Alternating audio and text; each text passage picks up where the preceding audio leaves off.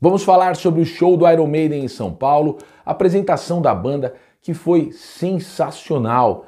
Vamos trocar ideias sobre isso? Então pode colar, seja muito bem-vindo. Meu nome é Cello Emerson, você está assistindo o canal Metal Musicast e eu deveria ter começado o vídeo falando que o show do Iron Maiden no Morumbi foi fenomenal, sensacional, magnífico e pedindo para você me provar que eu estou equivocado caso você não concorde, porque essa é a opinião que eu tenho do show de ontem. Foi absurdamente excelente. E a gente vai trocar ideia, eu vou falar para vocês por que eu penso isso. Eu já assisti alguns shows do Iron Maiden, não é nenhum deslumbramento como a primeira vez, que seria natural. Eu já assisti vários shows em diversas turnês, mas eu tenho a convicção firme de que o show de 5 de setembro de 2022 aqui no estádio Cícero Pompeu de Toledo, que a gente chama de Morumbi, aqui em São Paulo, foi um dos melhores que eu já vi do Iron Maiden, beleza? Claro que você vai contra-argumentar dizendo, pô, Cello, você é fã dos caras, você fez a série aí de 10 vídeos explicando o Senjutsu, claro que você gosta muito dos caras, você vai passar um pano. Claro, você não está errado, eu sou um grande fã do Iron Maiden mesmo, isso é verdade. Mas eu vou explicar para vocês por que foi um baita show. Você também pode argumentar que você viu pela televisão, que lá no Rock in Rio, em alguns momentos, um ou outro integrante do Iron Maiden apresentou um certo cansaço, um certo desgaste físico. Principalmente o pessoal comentou sobre a performance do Bruce Dickinson em algumas músicas. E eu já vou dizer de cara, esqueçam o show do Rock in Rio. Por isso que eu não entro no hype de ir lá pro Rock in Rio. Com todo respeito aos meus amigos que são do Rio de Janeiro, nada contra a cidade, nada contra o festival também. Acho que é muito bacana, sob um certo ponto de vista, mas eu não entro nesse hype. Ali não aconteceu uma performance assim tão magnífica do Iron Maiden como foi aqui em São Paulo ontem, né, no domingo, dia 5 de setembro. Então esqueça o que você viu. E você também, muito provavelmente, viu pela televisão, pela internet, como eu assisti pela Globoplay, pelo aplicativo ali. Então a gente não tem uma exata noção do que está acontecendo realmente ali no show. Aqui eu assisti ao vivo mesmo, lá no estádio do Morumbi. Então essa preocupação de cansaço dos caras não aconteceu no Morumbi. Bruce Dickinson impecável, impecável durante todo o show. Pode ir em canal de cara que analisa técnica vocal, performance de cantores. Vejam o que o pessoal fala do Bruce Dickinson. Não quer acreditar na opinião de um fã aqui, de um die-hard fã? Tudo bem, vá verificar em canais que analisam a questão técnica. Não tem um falando mal do Bruce Dickinson, certo? E no show de São Paulo, então, o cara, assim, deu uma goleada aqui. Ele não sei o que aconteceu no Rio de Janeiro, se ele participou de algum evento, alguma festa que deixou ele cansado. Realmente, em alguns momentos, apareceram algumas escorregadas, assim, de um desgaste físico, mas foi muito pontual. Aqui em São Paulo isso não aconteceu. O cara cantou até o final, certo? Quando chega a esses high no final, ele tem uma certa esperteza ali para deixar o público cantar algumas partes do refrão, beleza? Mas a gente está falando de um show de 2 horas, né? A gente está falando de uma música que tem tons altíssimos. Mesmo assim, eu não concordo quando o pessoal diz que a performance não é boa. A performance é excelente. É excelente. Não é nem que é só boa, não. Ela é excelente. Mas realmente você percebe que o Bruce Dickinson está jogando com o regulamento embaixo do braço. Ele vê ali que a galera vai cantar, ele joga, dá aquela respirada, se recompõe. Mas isso não compromete, porque a gente está falando de som e de shows de heavy metal, de rock and roll, que tem o espírito do rock and roll. A gente não está falando de concerto, de música clássica, em que tudo tem que estar perfeitinho, assim, como se fosse um playback. Playback não dá muito para aceitar, né? Então, se você ficou preocupado com a questão do Rock in Rio, esqueça, isso não aconteceu. Eu assisti ali da pista, pista comum, né? Eu não quis pagar por volta de R$1.000 para assistir pista premium, não quis fazer essa extravagância, eu assisti da pista comum, foi excelente, deu para assistir bem, mesmo estando um tanto mais longe, o som chegou muito bom para mim, eu assisti fui para 3 locais diferentes durante o show, eu quis fazer isso, até no final do show eu já fui um pouquinho mais para a parte de trás do estádio, o som estava aparecendo bem em todos, eu li na internet algumas pessoas da arquibancada reclamando, para mim estava tranquilo ali na pista povo, né, eu costumo chamar ali de pista povo, porque é a pista do povão, né? E os caras estão também muito bem, todos os caras do Iron Maiden. Quem falou, alguém falou aí, né? Não sei se foi o Regis Tadeu, os caras não interagem no palco. Interagem completamente. É claro que a gente não precisa se aprofundar sobre questões psicológicas dos integrantes. A gente não é Zé Povinho de querer ficar fofocando sobre questõezinhas pessoais dos caras. Você foi ali, você pagou o ingresso, está no estádio. Os caras entregaram um baita de um show com uma excelente qualidade, tocando, não tinha playback, tocando, cantando de verdade. Isso é o que importa. Se os caras, quando saem, um vai dormir num hotel, outro vai dormir num outro hotel diferente, e não trocam muita ideia, e não vão comer pizza e tomar cervejinha juntos, isso não nos interessa. São homens adultos na faixa dos 60 ou 70 anos, no caso do Nico McBrain, que são homens adultos, não são uma ganguezinha de garotos, né? Então, isso é uma questão tão desnecessária de se conversar, e tem canais que insistem nisso. Mas ali, no show de São Paulo, nem isso teve. Os caras estavam todos trocando ideia e interagindo entre eles enquanto rolavam as músicas ali. Então tem muito crítico aí de arte, crítico de música, que quer parecer inteligentinho e acha que vai ter um diferencial fazendo esse tipo de comentário de ordem pessoal a respeito da vida dos músicos do Iron Maiden. Mas é só quem quer parecer inteligentinho. Se você vai lá, vai para curtir, e mesmo você sendo um crítico musical, você vai lá para relatar um show, como um espetáculo acontece, qual a emoção que aquilo gera no público, você não vai ficar ali pegando pelinho em ovo se o cara olhou para o outro durante a música tal. Isso é baboseira, né?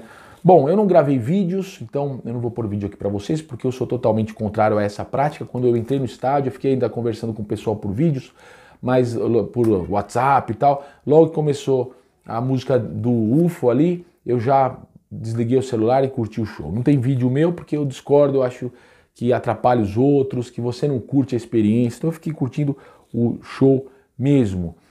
O show foi muito intenso, ao contrário também do que eu li por aí. Mas tem a Blood Brothers, tem a Sign of the Cross, isso torna o show morno. Na minha opinião, há um equívoco aqui a respeito dos shows do Iron Maiden. A proposta do Iron é inserir 2 ou 3 músicas, no caso agora 3, né, se a gente contar também a The Klansman, que tem essa fase mais progressiva do Iron, né, que veio ali da segunda metade dos 90 para frente.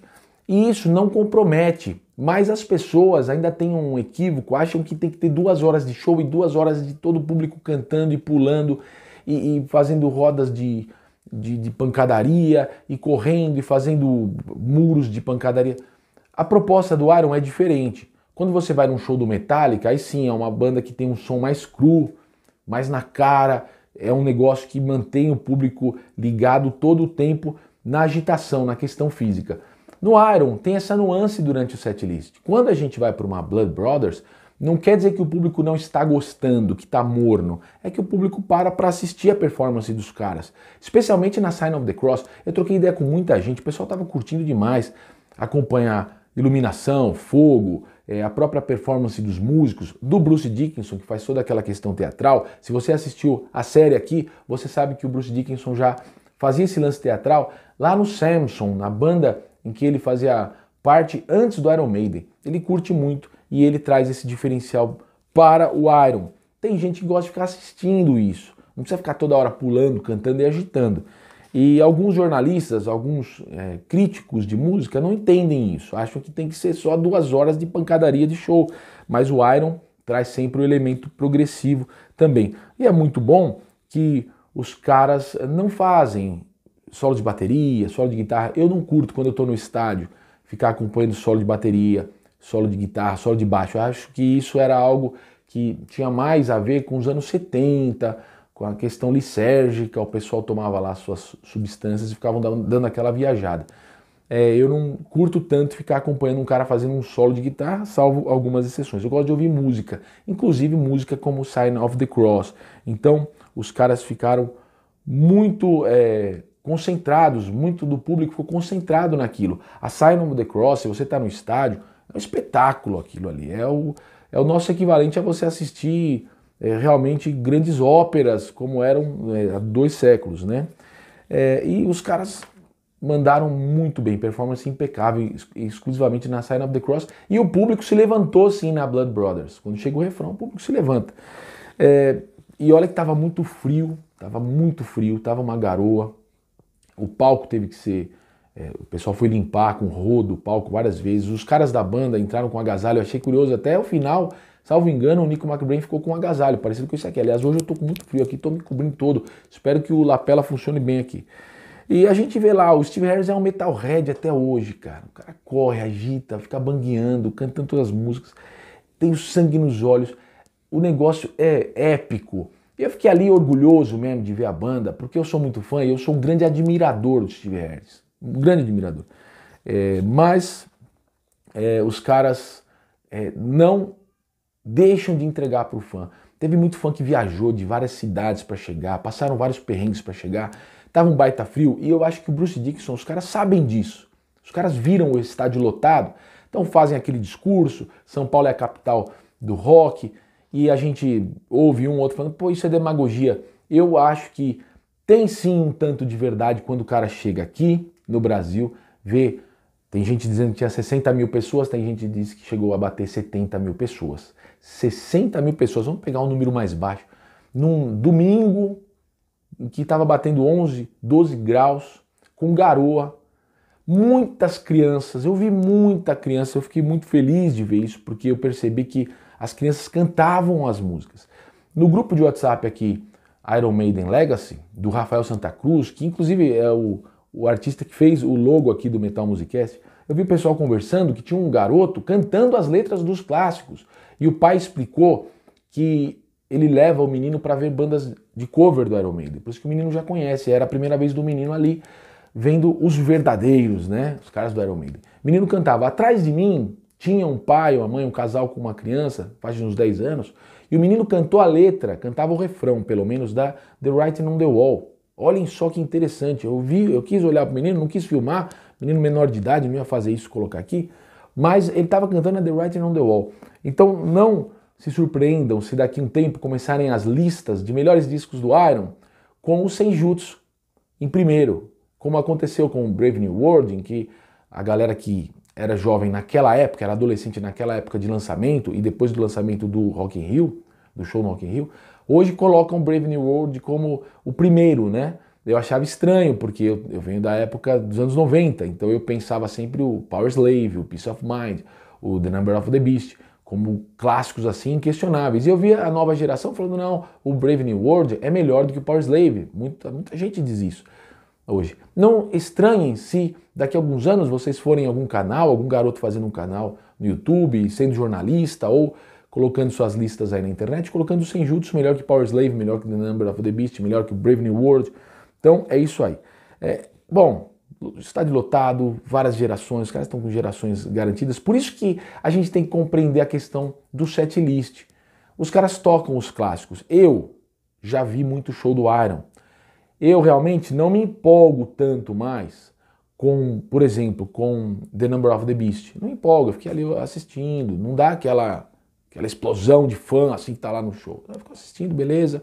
A mesma coisa com a Run to the Hills, com a música título, né, com o nome da banda Iron Maiden, eu entendo, mas tem essa galera, essa garotada de 10, 15, 20 anos que está vendo a primeira vez no grupo Iron Maiden Legacy e outros grupos aí que eu andei dando uma ouvida nas mensagens, o pessoal falando, meu primeiro show, fico muito emocionado de ver o Iron Maiden, a música Iron Maiden, Run to the Hills. A gente tem que compreender isso. Por isso que o Iron teve a proposta de fazer a tour Somewhere Back in Time, que era para mostrar para as novas gerações aquelas músicas que eram tocadas nos anos 80. Mas de qualquer forma, estádio lotado, caiu por terra aquela história de que o Iron Maiden já não vende tanto ingresso. Isso aí, se vocês considerarem o Rock in Rio, eu não pago para ir para o Rock in Rio, mas eu paguei, fiz questão de ir aqui no de São Paulo. Então o público é diferente, aquela apatia do público do Rock in Rio não estava aqui. Não teve show morno. Quem escreveu aí que tem show morno, me desculpe, não teve, tá? Não teve de jeito nenhum. E os caras vão continuar muito tempo, não vão parar, tem muita lenha para queimar aí. Bruce Dickinson com a sua voz impecável, vamos dizer assim, 99% do setlist. É impressionante, surgia a música seguinte, eu ficava prestando atenção qualidade lá em cima. Eu falava, pô, será que ele não vai dar nenhuma escorregada? A gente vai passar um pano se ele der. Não deu. Claro, aconteceram alguns fatos interessantes e curiosos que eu achei muito diferente. Como fã do Iron, achei muito diferente. Os caras deram uma escorregada no andamento das músicas. Deixa eu lembrar em quais.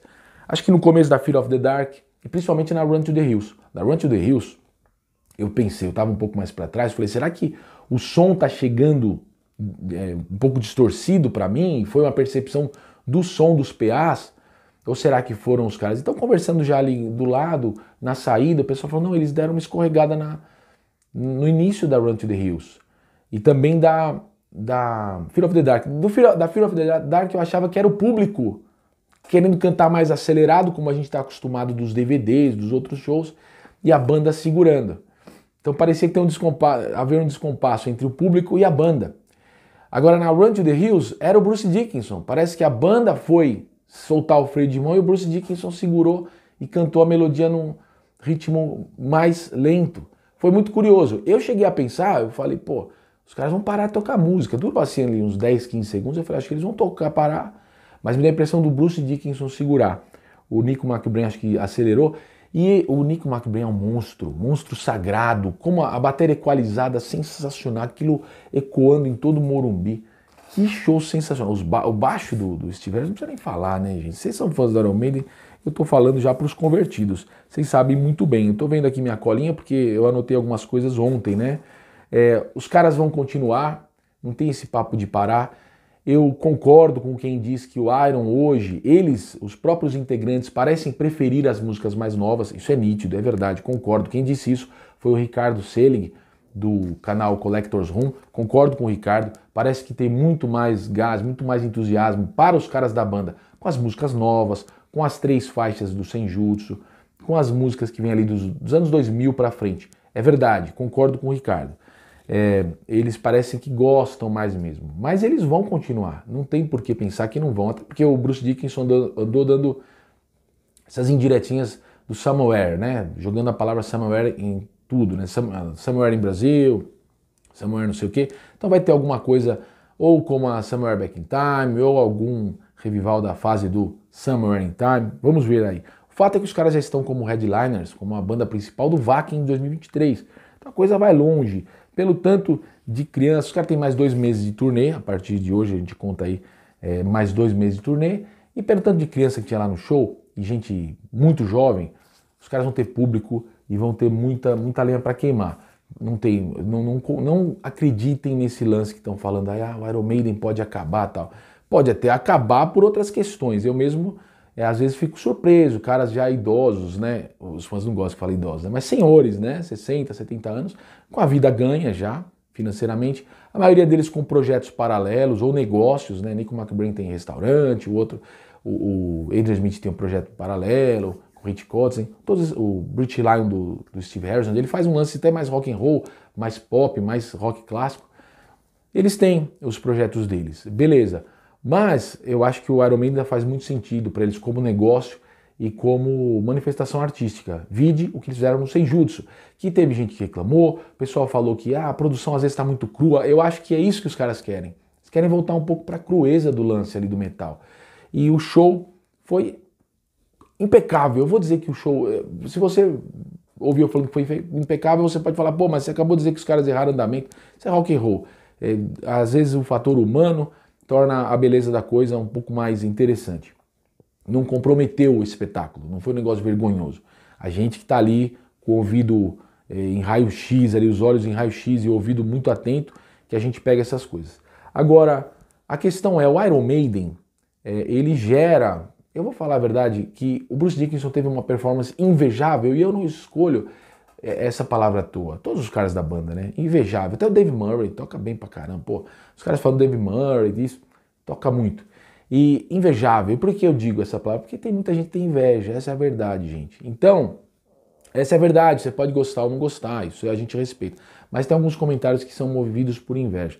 A questão é que o Iron Maiden, ele transcendeu o papel de mera banda de rock e de heavy metal. Se tornou um elemento da cultura ocidental. O Ed, as músicas icônicas do Iron Maiden, os caras se tornaram ícones de uma cultura aqui do Ocidente, assim como Metallica, assim como o Kiss. O Kiss registrou até as máscaras deles, são ícones da cultura. Então eles transcendem só o lance de banda. Quando você vai num show, se você só ficar analisando como uma banda, você vai desconsiderar essa questão de pai levando filho, avô levando neto, de músicas clássicas que são tocadas porque elas já estão no imaginário dos mais velhos, mas ainda tem que ser apresentadas para os mais novos. Isso é uma cultura, né? Os caras são uma instituição. O Iron Maiden já é uma instituição. Como eu falei, Kiss, Metallica, outras que vocês possam lembrar e colocar aí nos comentários. E isso gera um equívoco em quem está comentando, porque se você ficar só comparando bandas de rock, aí é muito questão de gosto. Olha, você prefere Saxon ou Iron Maiden? É questão de gosto. Para mim é incomparável, por mais que eu goste do Saxon, o Iron Maiden dá um pau no Saxon. Iron ou Judas? Pô, gosto do Judas Priest demais, mas o Judas Priest não se tornou uma instituição da cultura ocidental como é o Iron Maiden. Então fica uma discrepância, né, em termos de mercado, em termos dessa penetração no marketing para as novas gerações, em termos de vendas de merchandising, em termos culturais e de influência na cultura.